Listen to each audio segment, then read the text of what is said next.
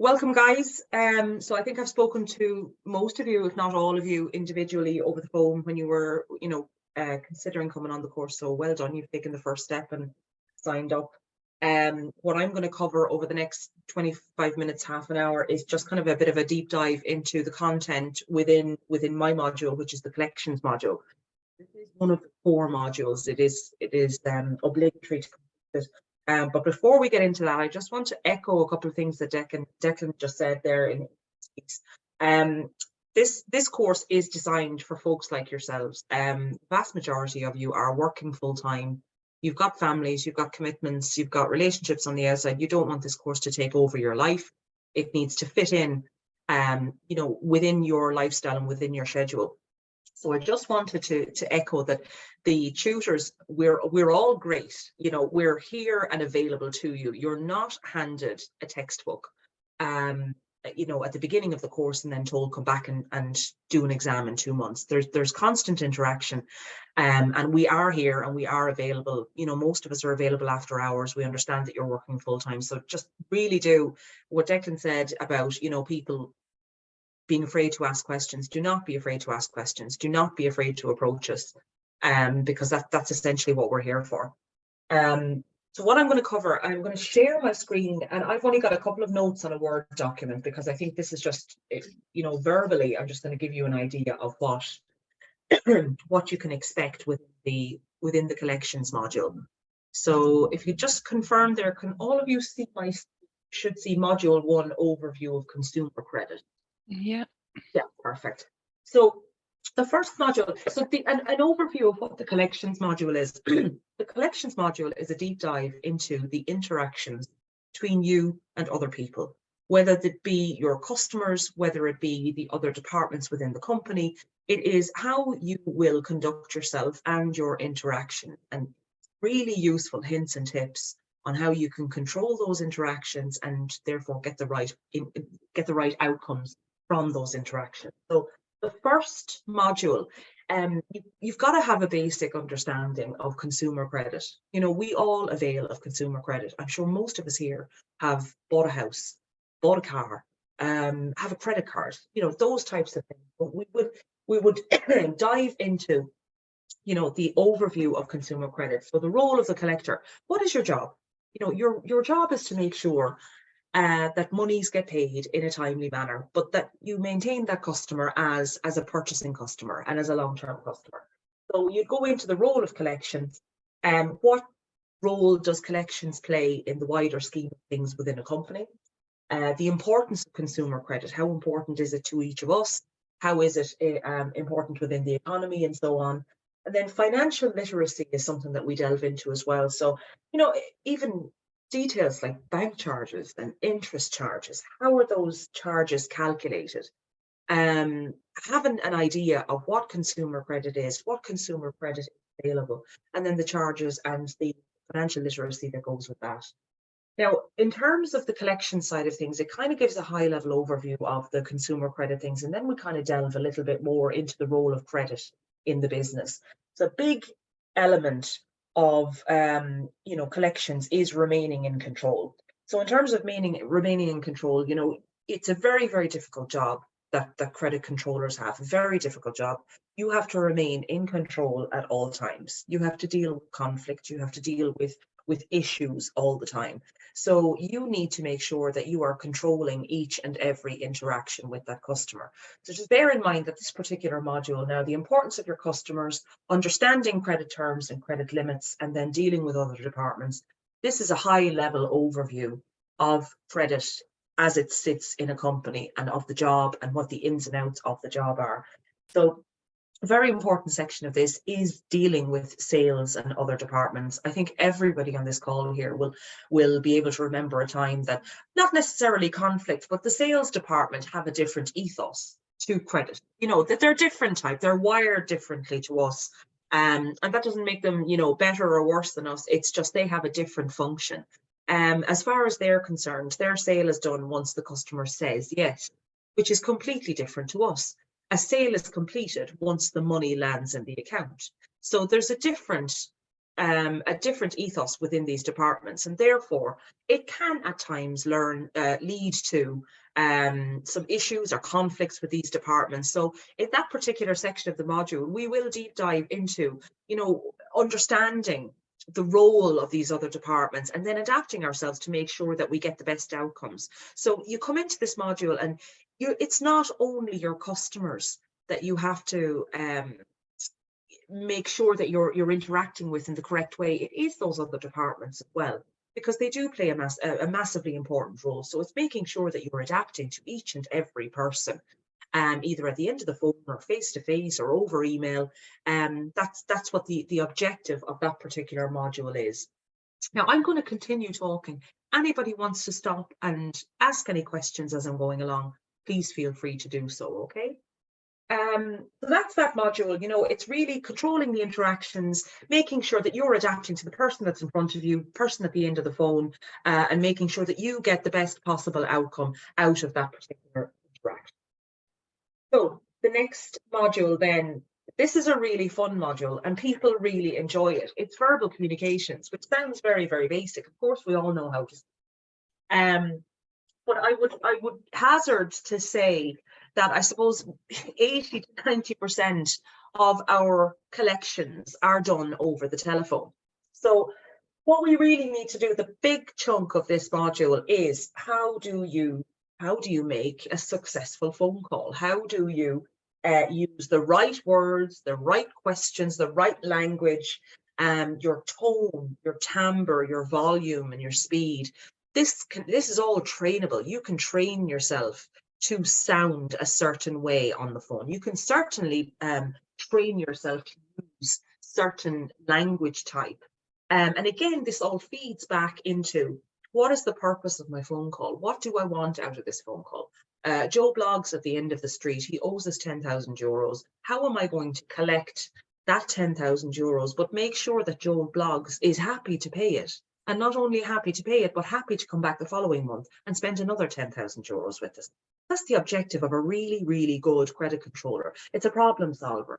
You don't see issues, you see solutions. And at the end of the day, what you want to do is make sure that that customer is paying on time within the credit limits that you have assigned. Paying on time, but coming back to spend more after that. It's not a successful call if that customer gets cheesed off with you and ends up going somewhere else.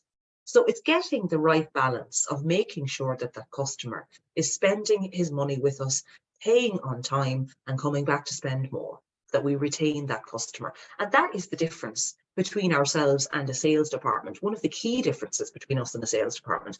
The sales department, they a little bit kind of magpie syndrome, something shiny. I'm going to go and make a sale here, and then they're on to the next customer. But with us, we want that customer to be retained and stay with the company.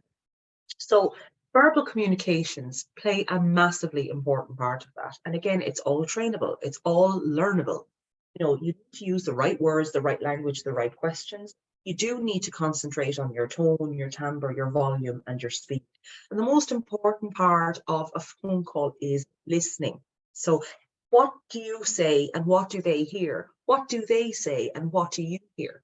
You need to make sure that you are prepared on that phone call, that you are going to use the right language, and that you have an idea in your head of what you want the outcome of that phone call to be. So it's a real deep dive. And I'll tell you as well, Declan mentioned we have 2 assignments. We have 2 assignments in collections. The first assignment is where you would complete these modules, and then you're asked to go and think of 3 phone calls, whether it be recent phone calls or phone calls in the past, or 3 interactions with a customer where maybe you didn't use the right language, maybe you didn't ask the right questions. Where could you have improved on that? And the assignment, while there's marks carried with the assignment, people really enjoy doing that assignment because it really does force you into a position where you're taking the content, taking the tactics and taking the hints and tips that are being given to you in this course, and you're applying it to your day-to-day job. You're improving on what you do already and maybe have done for the last 20 years. So that leads kind of nicely into the next section of the module, which is confidence. We develop confidence through experience, through learning. And lots of my students really, really do say that this particular module has been a massive part of them developing more confidence on the phones with their customers. You know, you can be great at numbers, but having an affinity for numbers and being able to intertwine that with personality and adapting to who you're talking to on the phone, that's where the real skill of a good credit controller is. So your confidence is massively important. There's a difference between confidence and arrogance. You need to be confident that the information you're imparting to that customer is obviously correct, but you also need to be confident as well to admit when you're wrong. That does happen a lot in the credit department as also. So it's really, you know, making sure that you, again, I'll go back to asking the right questions, getting the right information, using the right language, and adapting to that customer who's at the end of the phone. So confidence is a huge issue. Telephone communications, again, 80 to 90% of your communications will be done over telephone and emails. So that's where the majority of this section, this module actually really focuses on. It's you know, your telephone skills and your conversational skills. There's the next section then would be other communications. Now, off the top of my head, I can't remember where you all individually work. I remember a few, but writing letters. It's an old skill, forgotten by some, I think. So we will talk about if you need to write a collections letter to a customer. Now, at this stage, I would see this as maybe an escalatory stage, you know, where telephone calls maybe have not worked, emails may have not worked, and you need to actually get maybe a little bit serious and send something in hard copy. So we would teach you how to write a good collections letter, which again is a skill that not many credit controllers have. We do tend to rely on technology, but there are lots and lots of instances where the traditional collections letter needs to be used. And there is a style and there is an art to doing that. So we will delve into that and we will teach you how to do that. Then the next section would be emails and text messaging. Emails is a massive thing. You know, now again, telephones and emails, that's really where the majority of your communicating is done. How do you write a good collections email? You know, if there's an issue with said customer that needs to be in writing, you need to email. How do you style that email to not be confrontational, to not be aggressive, but at the same time to be assertive? You need to be assertive in credit. So it's, again, really focusing on language, you know, verbally speaking, but also focusing on language, you know, in the typed word. Sometimes, you know, and just use this as an example, a girl that was on the last induction, she's going into her second term. She's completed the collections module with me. And we always say, if you've got an issue at work, Declan said, you know, if something comes up, pick up the phone and call us and run it past us. Well, she picked up the phone this day, or she sent me an email, and it was forwarded on from a customer of hers who had really gotten the hump with her company. Now, whether she was justified in getting the hump or not, you know, is questionable. This particular customer was well past their credit terms, and she sent an email requesting payment, well past their credit terms. And basically, there had been issues at the beginning of getting them set up as a supplier and so on. But this particular customer came back with a really, really stingy email, bordering on quite personal. You know, she was bordering on nasty to this particular girl. But anyway, she said, "What am I going to do with this? I'm inclined to email this customer back and say, I don't like your tone and you won't speak to me like that," and so on and so on. But she rang me and we discussed it for about 10 or 15 minutes. And I kind of said, you know, if you go back with that sort of a email, not only are you bringing yourself, we'll say, kind of down to the lady's level where you're actually, you're biting back, you're after taking the bait, and you're probably going to get nothing from it. I'll echo what Declan said earlier on, people pay who they like. So she's not going to like you if you go back and you basically, you know, match her on her level. And I said, why don't you just try something different? Kill her with kindness. Go back and say, yeah, absolutely, you're totally right.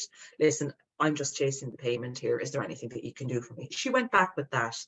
And I believe the customer still has retained the relationship. The customer has now softened towards her and is paying quite consistently. But I suppose that's not because I gave her the right direction, although sometimes an outside person can give you another way of looking at something.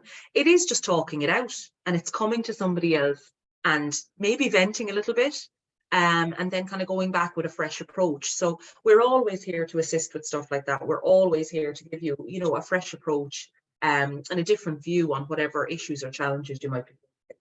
And this all comes down to this, you know, this communication side of things, making sure that you're communicating effectively, that you're being assertive again, but you're not being aggressive, and you're not being arrogant, and you're not being cocky. You're you know, you're being assertive but not aggressive.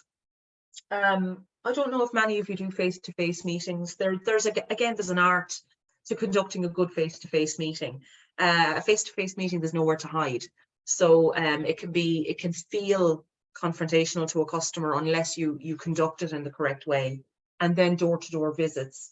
I personally have never done door-to-door visits. It's not something that ever came up in a position that I was in. I know Declan did in the past, and it was, and still is from time to time, people would have to do that, to go out to customers and collect a check or whatever the case may be. But again, there's an art to doing that and making sure that, again, that the ethos is you want that customer to pay on time, but you want that customer to come back and buy again. So that is the deep dive of module 2. I'll just stop at this point and just ask, is everybody happy enough so far? Do you have any questions for me? Okay, silence is golden. That's perfect. So module 3, again, this is another really fun module. This really talks about the customer. So I keep talking about adapting to the person in front of you. So understanding your customer, whether they're the actual customer who's purchased goods or services from you, or they're the sales department, or they're your manager, or they're somebody who's reporting to you, I would put them all into the same category. You need to understand that person and how that person ticks, okay, and how they think. So there's different types. You need to have an understanding of what that person's processing style is. So certain people, they'll fit into a number of different categories. The first category is actually missing off that sheet there. The first category is visual, where there's a lot of people who are very, very visual. A lot of people respond quite well in this case to emails as opposed to phone calls. So they see something in writing and they process it that way. So you've got people who are very visual. The next category then would be people who are very auditory. So they respond very well from a phone call. They listen, they process by listening. Kinesthetic. People with kinesthetic processing style is feelings, emotions, and processing feelings. So they would respond very well, we'll say, to a phone call or an email where it's quite personal. You know, you've wished them a good day. You deal with them on a very friendly basis. They're very feelings driven people. Some people don't respond to that. People who, you know, who are not kinesthetic would not respond well to being asked how their weekend was. They're just very business oriented. They want to know the figures, they want to know how much they owe, and they want to make payment. So it's adapting your style, your collections style, to the person that you're dealing with. So again, like, this can be adapted in credit control. This can be adapted in your life. Who are you dealing with? I'm dealing with the principal of my son's school.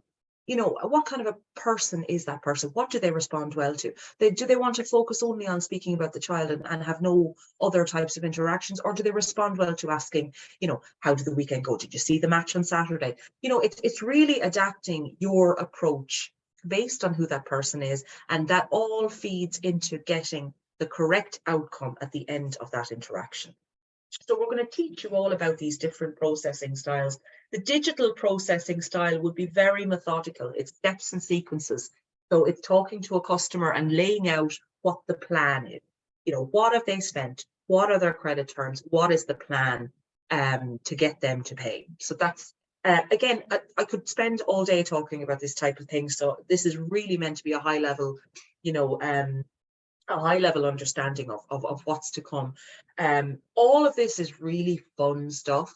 There's a lot of personality tests in there that, you know, Declan said, mentioned them in his initial talk there. All of these tests are really quite cool, and they'll give you an insight into what type of person you are. So it's a really, really fun module. So the next part of this module then really turns on, it goes on to the payment side of things. It's getting the customer to pay. So we talk about the reasons for non-payment, okay? The reason that they tell you versus the real reason. Is it because you're just at the bottom of the list? Is it because they don't have the money? There's, there's a won't pay, there's a shouldn't pay, there's a can't pay. The can't pay, why can't you pay, and how are we going to overcome that? So again, good credit controllers are good problem solvers. That at the back of your mind. Understanding motivators behind the can't pay, won't pay, shouldn't pay. Shouldn't pay is a massive category, guys. We make mistakes. Salespeople make mistakes. The more humans involved in something, the more mistakes potentially can be made. You've invoiced without a PO number. There's an incorrect price. There's an incorrect discount. There's a distribution issue. All of these different things, the customer shouldn't pay. And that's something that we have to accept. So again, bring your problem solving hat, bring your problem solving skills to the table, and make sure that that customer not only pays, but comes back to purchase more. They can have any number of problems, but if they're solved and go away happy, the likelihood is that customer will come back to you again. So just making sure that you have, negotiating skills. We delve into negotiating skills there as well. So we will teach you, again, hints and tips, some clever tricks in terms of negotiating and tactics to use when negotiating with a customer to get the correct outcome. So it's really that module, as I said, it delves into understanding the customer. How can I adapt myself to that customer to get the best outcome? And that is, again, the sign of a true good credit controller, is somebody who can adapt to their audience, pick your audience. Okay. The last module then really is it's kind of a wrap up of everything, but it really talks about telephone calls. It deep dives into those interactions. So you've talked about the type of person you're going to deal with. First of all, we've talked about what is credit, what is your role as a credit controller, and it deep dives into all of that. The next section then is really understanding your customer, understanding what makes them tick, and being able to adapt to them. The last section then is really a wrap up of this, and it's the interactions with your customers. How will you control those interactions?